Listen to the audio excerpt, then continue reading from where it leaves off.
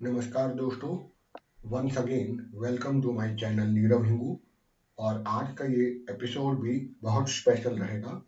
कारण है कि अब ऐसी परिस्थिति बनती जा रही है मनुष्यों की कि सबको अपनी मनोकामना अति शीघ्र ही पूर्ण करनी होती है।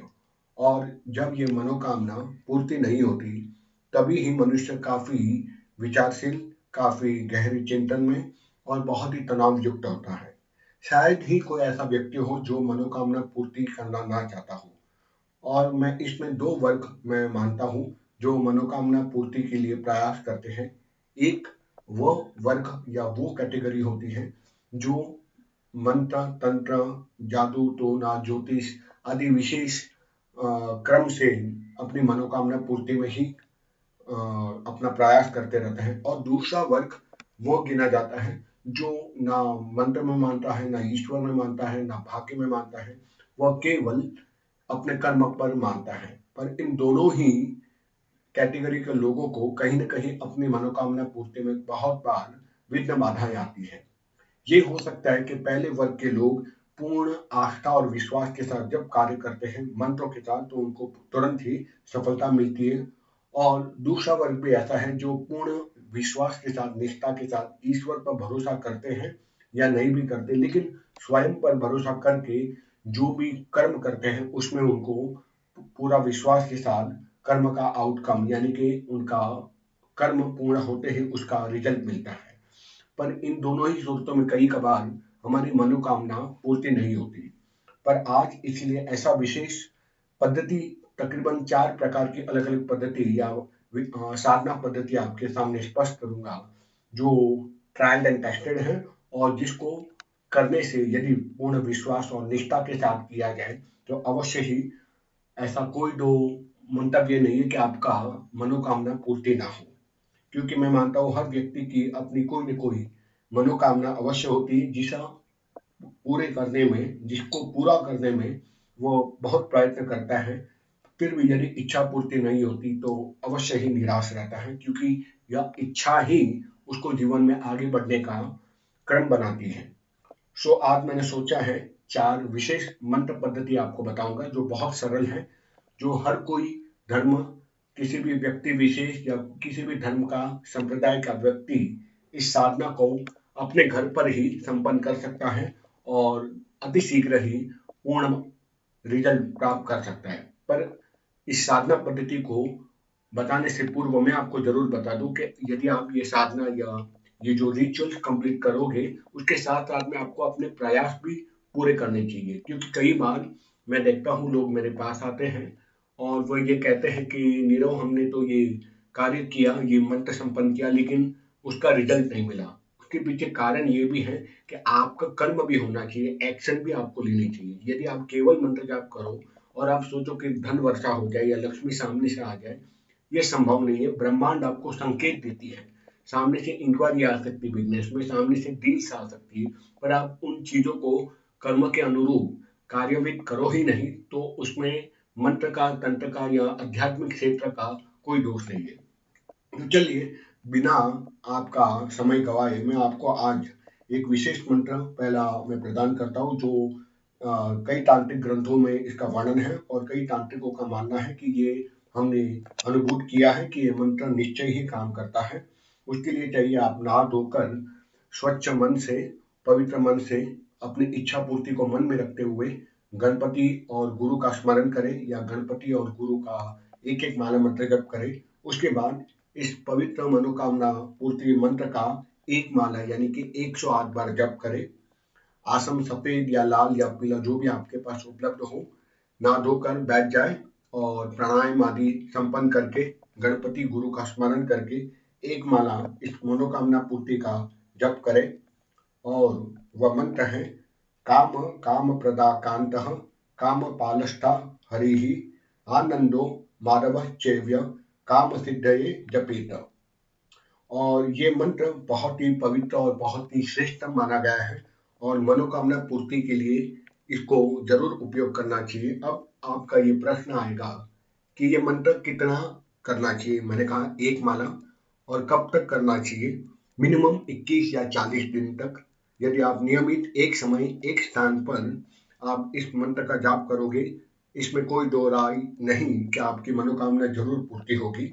और साथ ही साथ आपको अपना कर्म भी करना है, एक्शंस भी लेने हैं।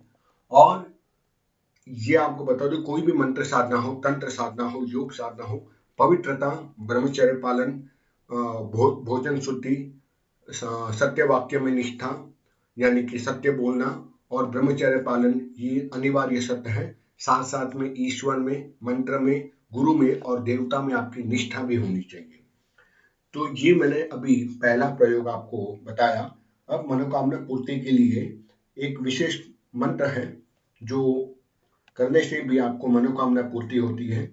और तंत्र ग्रंथ कहता है कि व्यक्ति को चाहिए कि नहाने के बाद सफेद वस्त्र धारण करें, सफेद रंग के कपड़े पहने और उसके बाद बैठकर गणपति गुरु का स्मरण करें। उसके पश्चात या फिर स्मरण करें या फिर उनकी मंत्र की एक माला कर ले। उसके पश्चात श्रीमद् भागवत गीता के 9वें अध्याय का आपको रोज पाठ करना चाहिए। और जब 9वां अध्याय का पाठ, यदि आपको संस्कृत पढ़ने में दिक्कत होती हो तो आप उसका भावार्थ भी पढ़ सकते हैं। मैं भगवान श्री कृष्ण की गीता का बात कर रहा हूँ, उसके 9वें अध्याय का पूरा पाठ कर ले। और इसके साथ ही अब मैं जो आपको मंत्र बता रहा हूँ उस मंत्र का प्रतिदिन मिनिमम 27 बार आपको पाठ करना है। यानी पहला भगवत गीता का 9वें अध्याय का पाठ करना है और उसके बाद इस मंत्र का 27 बार केवल प्रतिदिन जाप करना है, जिससे आपकी मनोकामना पूर्ति हो सके और साथ ही साथ घर में सुख और समृद्धि की भी वाइब्रेशन फैलती रहे। तो वह मंत्र बड़ा सरल है। कई बार शिव और शाक्त के भक्तों को यह मंत्र का ज्ञात होगा और वह मंत्र है सर्व मंगल्य मांगल्ये शिवे सर्वार्थ साधिके शरण्ये त्र्यंबके गौरी नारायणी नमोस्तुते। यह एक पवित्र मंत्र है शाक्त और शक्ति उपासकों का। उसको आप यदि इस 9वें अध्याय के साथ जोड़कर नियमित जाप करें तो कुछ ही दिनों में आप देखोगे आपके मनोकामना पूर्ति अवश्य होती है। अब मैं एक और सरल प्रयोग, तीसरा प्रयोग बताऊंगा, जिससे और भी इससे भी ज्यादा कई लोगों को मंत्र बैठकर जप करने में दिक्कत होती है, किसी को समय का अभाव रहता है। उन लोगों के लिए ये मनोकामना पूर्ति का एक प्रयोग है। मान लीजिए कि आपको नौकरी पर जाना है, इंटरव्यू के लिए आप जा रहे हो, साक्षात्कार के लिए किसी व्यक्ति विशेष को मिलने जा रहे हो, गवर्नमेंट अफसर को मिलने जा रहे हो, तब आपको चाहिए कि गणपति मंदिर जो आपके घर के पास या जो भी उपलब्ध हो उस गणेश मंदिर में आप पहले जाइए और गणेश मूर्ति पर चढ़ाया हुआ फूल को अपने दाहिने हाथ में लेना है और कार्य की पूर्ति के निर्मित के लिए गणपति का ध्यान कर यह महामंत्र ओम गजानना, इस मंत्र का एक माला वही गणपति का ध्यान करते हुए गणपति मंदिर में ही एक माला यानी 108 बार जप कर उस फूल को अपने दाहिने पॉकेट में, यानी यदि आपने कुर्ता पहना हो तो कुर्ते के पॉकेट में रख लेना चाहिए या अपने ब्लेजर या जो भी वस्त्र पहने उसके दाहिनी ओर या फूल को रख देना चाहिए अपने खींचे के अंदर।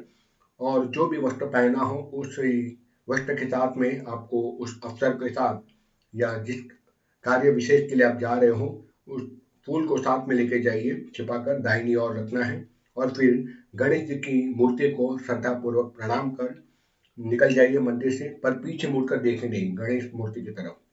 कार्य हो जाने तक, यानी जब तक आप मंदिर से निकले और जिसको आप मिलने जाए, ये पूरे कार्य काल में आपको चाहिए कि निरंतर गणपति का स्मरण करते हुए उस पवित्र मंत्र का, यानी जो मैंने कहा ओम गजानना, इस मंत्र का नियमित पाठ करते हुए कार्य करने के लिए निकल जाए।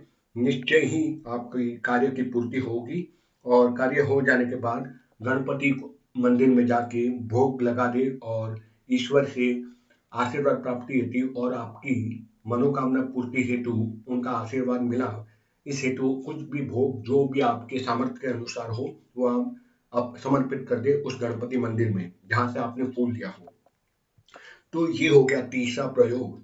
और अब मैं एक और महत्वपूर्ण प्रयोग बता रहा हूँ, वो भी मंदिर में नहीं घर पे आप कर सकते हो।